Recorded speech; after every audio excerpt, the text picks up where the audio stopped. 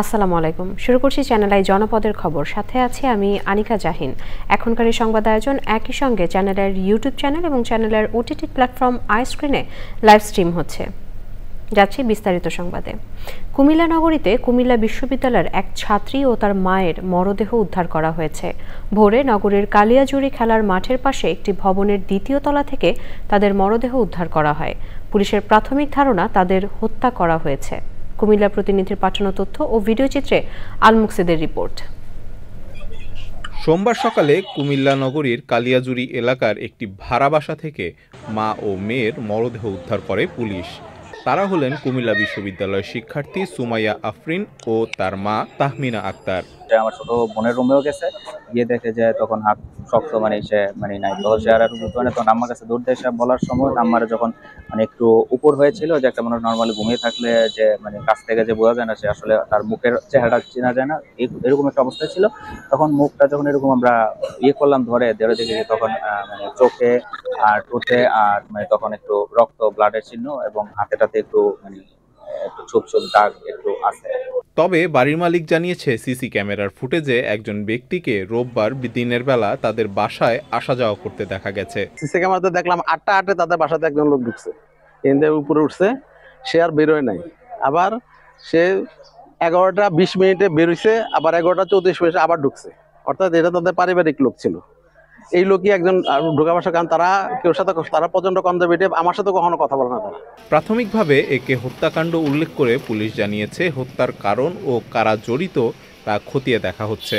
প্রাথমিক ধারণা হচ্ছে একটা হত্যাকাণ্ড, আসলে আমরা লাশ উদ্ধার করেছি, আইনগত ব্যবস্থা গ্রহণ করেছি, আর তার ছেলেরা মামলা মোকদ্দমা করার প্রস্তুতি গ্রহণ করছে। আর হত্যাকাণ্ডের সাথে জড়িত আছে কিনা, কি ভাবে হত্যা হলো, এটা আমরা তখন সবকে বলতে পারবো। আসলে কিন্তু লাশের গায়ে আমরা কোনো বড় আঘাতের চিহ্ন পাইনি। এ ঘটনায় জড়িতদের শিগগিরই আইনের আওতায় আনা হবে বলে জানিয়েছে police. Al মুকসিদ, channel I. Jahangirnagar বিশ্ববিদ্যালয়ের কেন্দ্রীয় ছাত্র সংসদ জাকসু নির্বাচনের প্রচার শেষ হতে আর মাত্র একদিন বাকি। নির্বাচন সামনে রেখে শেষ মুহূর্তে প্রচারে মুখর পুরো ক্যাম্পাস। 9 সেপ্টেম্বর রাত 12টায় শেষ হবে প্রচার। ভোট গ্রহণ 11 সেপ্টেম্বর। ভোটারদের মন জোগাতে নানা প্রতিশ্রুতি দিচ্ছেন প্রার্থী ও সমর্থকরা। দীর্ঘ 33 বছর পর হতে যাওয়া এই নির্বাচনকে অবাধ, নিরপেক্ষ ও নির্বিঘ্ন করতে বিশ্ববিদ্যালয়ের প্রশাসন ও ক্যাম্পাস এলাকায় নিরাপত্তা ব্যবস্থা জোরদার করা হয়েছে। ইতোমধ্যেই ভোটকেন্দ্র স্থাপনের কাজ শুরু করেছে নির্বাচন কমিশন। 4 দফা দাবিতে সকাল থেকে গণছুটি পালন করছেন কুড়িগ্রাম লালমনিরহাটের 80টি পল্লী বিদ্যুৎ সমিতির কর্মকর্তা কর্মচারীরা। তারা জানান, একাধিকবার কমিটি গঠন সহ সংকট সমাধানে সরকারের পক্ষ থেকে বিভিন্ন আশ্বাস দেওয়া হলেও কিছুই বাস্তবায়ন করেনি বিদ্যুৎ মন্ত্রণালয়। উল্টো আন্দোলনে জড়িত কর্মকর্তা কর্মচারীদের চাকরিচ্যুতি, বদলি ও বরখাস্ত সহ শাস্তিমূলক পদক্ষেপ নিয়ে হয়রানি করা হচ্ছে বলে অভিযোগ করেন তারা। কুড়িগ্রাম লালমনিরহাট পল্লী বিদ্যুৎ সমিতির এক কর্মকর্তা জানান, মিটার রিডার কাম মেসেঞ্জার সহ কিছু কর্মকর্তা কর্মচারী অনুপস্থিত থাকলেও সমিতির আওতায় 7,70,000 গ্রাহকের বিদ্যুৎ ব্যবস্থা স্বাভাবিক রাখা হয়েছে। এবারে প্রতিনিধিদের পাঠানো তথ্য ও ভিডিও চিত্রে সাদিয়া ওমরের রিপোর্ট। নাটোর পৌরসভা সদর হাসপাতালের রোগীদের চিকিৎসা সেবা ও ঔষধ বিতরণ করেছে জিয়াউর রহমান ফাউন্ডেশন।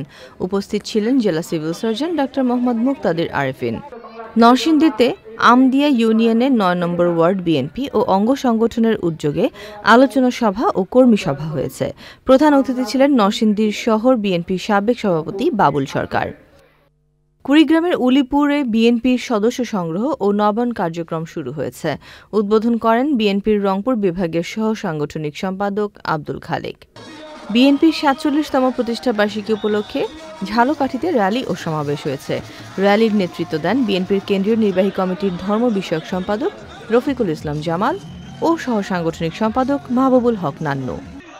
জাকসু নির্বাচন বানচালের ষড়যন্ত্র, নারী হেনস্থা, চবি ও বাকরিবিতে শিক্ষার্থীদের উপর হামলা এবং ছাত্র শিবিরের বিরুদ্ধে মিথ্যা প্রচারের প্রতিবাদে বরিশালে বিক্ষোভ মিছিল ও সমাবেশ করেছে ইসলামী ছাত্র শিবির। কুষ্টিয়ার সাবেক শিবির সম্মেলন হয়েছে। সভাপতিত্ব করেন জেলা ছাত্র শিবিরের সাবেক সভাপতি মোমেন উদ্দিন বিশ্বাস। চাঁদপুরের হাজীগঞ্জ উপজেলা যুবদল ও ছাত্রদলের নেতাদের বিরুদ্ধে অপপ্রচারের অভিযোগ এনে সংবাদ সম্মেলন করেছেন যুবদল নেতা মিজানুর রহমান সেলিম।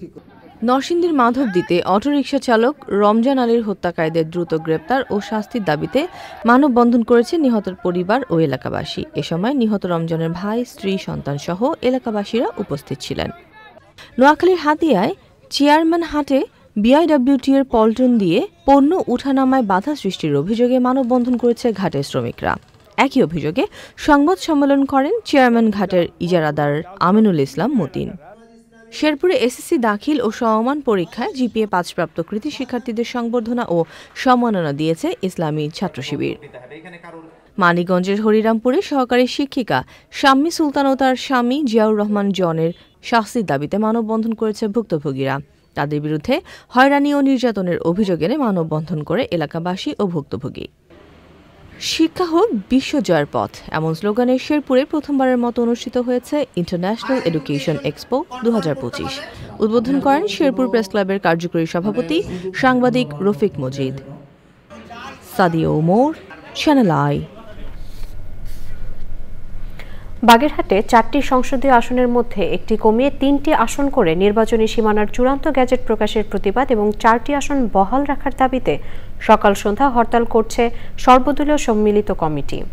সকাল থেকে বাগেরহাটে দূরপাল্লার কোনো পরিবহন ছেড়ে যায়নি। বন্ধ রয়েছে 16টি রুটের যান চলাচল। এতে চরম ভোগান্তিতে পড়েছেন জেলার সাধারণ মানুষ। অনেককেই বাড়তি ভাড়া গুনতে হচ্ছে। সকাল 7টা থেকে শহরের কেন্দ্রীয় বাস স্ট্যান্ড, দশানীর মোড়, খানজাহান আলী মাজার মোড়, মণিগঞ্জ সেতু ও দরটানা সেতুর টোল প্লাজা এলাকায় এমন দৃশ্য দেখা গেছে। শহরের দোকানপাট বন্ধ থাকলেও সড়কে 2-1টি ব্যাটারি চালিত ইজি বাইক, ভ্যান ও রিকশা চলছে।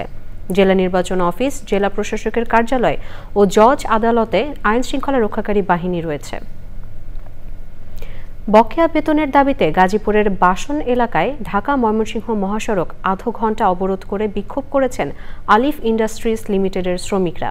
সে সময় ধাওয়া পাল্টা ধাওয়ায় শিল্প পুলিশের 5 সদস্য ও 20 জন শ্রমিক আহত হয়েছেন। শিল্প পুলিশ জানায় 1 মাসের বকেয়া বেতনের দাবিতে আলিফ ইন্ডাস্ট্রিজের শ্রমিকরা সকাল 8টার দিকে ঢাকা ময়মনসিংহ মহাসড়ক অবরোধ করলে পুলিশের সাথে শ্রমিকদের ধাওয়া পাল্টা ধাওয়ার ঘটনা ঘটে। পুলিশ টিয়ার সেল নিক্ষেপ করে তাদের ছত্রভঙ্গ করে দেয়। তবে শ্রমিকদের দাবি তাদের 3 মাসের বকেয়া রয়েছে। শিল্প পুলিশের অতিরিক্ত পুলিশ খলিলুর রহমান জানান, কারখানাটিতে 28শে আগস্ট ছুটি ঘোষণা করা হয়। আজ কারখানাটি খোলার কথা ছিল। দর্শক, জনপদের খবর আজকের মতো এ পর্যন্তই। একটু পর কৃষি সংবাদ দেখার আমন্ত্রণ জানিয়ে শেষ করছি। ধন্যবাদ সবাইকে।